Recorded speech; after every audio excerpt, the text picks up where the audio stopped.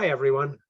Cole here with a midweek message from Selkirk United Church for Wednesday, November 3rd, 2021. My apologies if you've heard this story before. It was shared on a United Church of Canada social media page recently, and it was new to me, and I thought it was worth sharing with you too. It originally comes from someone named Fred Shaw.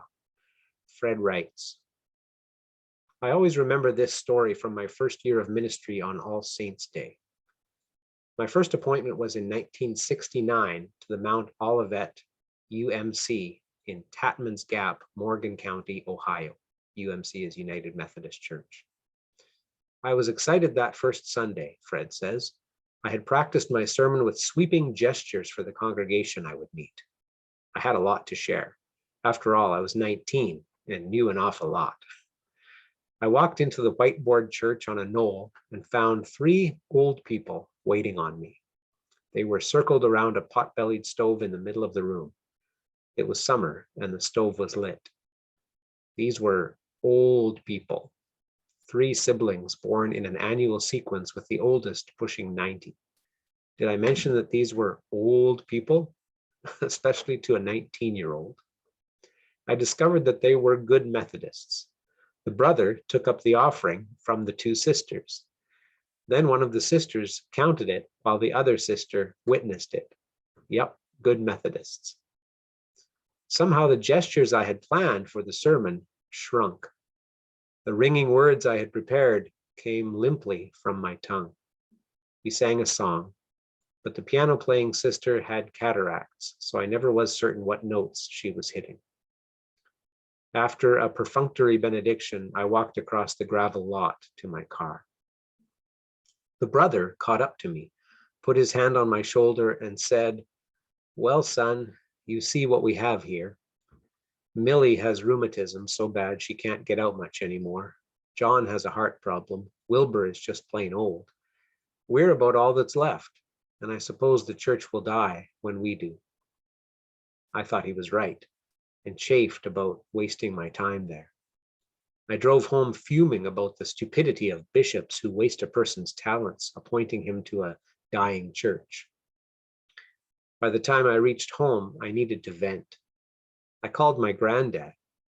He had been a Methodist minister for 54 years. He patiently listened while I whined about my morning. When I finally stopped, he asked me a question. Fred, do you believe in the communion of the saints?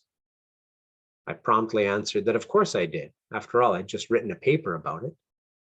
He replied, I didn't ask you if you knew about it. I asked you if you believed it. I had just enough wisdom to realize I needed to be quiet and listen. He went on. If you believe in the communion of the saints, you didn't have 3 old people in worship this morning. You had millions. The communion of the saints means that when we gather to worship, everyone who ever has worshiped God is present before the throne of grace. The people in the congregation are the physical link between those millions and the millions who will follow in the future. You just spoke to 3 of the most important people on earth. I went back the next Sunday and told those 3 people who they were. I shared about the communion of the saints, and I had real, not practiced gestures. We even sang with gusto and forgot about whether the notes matched or not. The benediction was filled with the warmth of God's presence. This time, when I walked onto the gravel lot, the brother again caught up with me. He stepped in front of me, looked me in the eye, and said, Pastor, I'm darned if we'll be the link that broke. Those 3 old people who had been waiting to die with their church went into the community over the next few weeks and brought 24 younger people into the church. I didn't do anything myself. They did it by knowing who they were and to whom they always would be connected. Yet someday when I stand before God, I'll be able to say I once served a congregation that grew by 800% in 1 year. Around 5 years before I retired, I received an email from a pastor who was organizing a homecoming for the Mount Olivet Church. I wrote a return message expressing my regret that I couldn't attend because I already had commitments that Sunday for the congregation I was serving. However, I had a story from the time I served Mount Olivet in Tatman's Gap that I could write so she could share it at the event. She promptly responded, "Oh, I know that story well. I'm one of the 24 they went out and got." Yes, Granddad, I do believe in the communion of the saints. Good story. I read that story a few days ago and I loved it. And I also wondered about it. And I wonder if you're wondering the same thing. I love happy endings and I love when the church grows. But I also wondered what the story would say to us if it didn't grow, if it was just the three older people that minister was called to serve. And I presume that there were other churches that he was called to serve as well.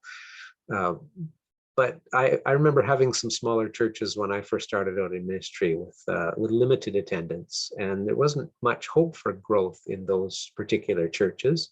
Once in a while, some younger people would show up, but I learned fairly quickly that it wasn't so much about whether people are older or younger, or even whether there's much of a future for a church in a very small community that might be dying. It was about who you had in front of you.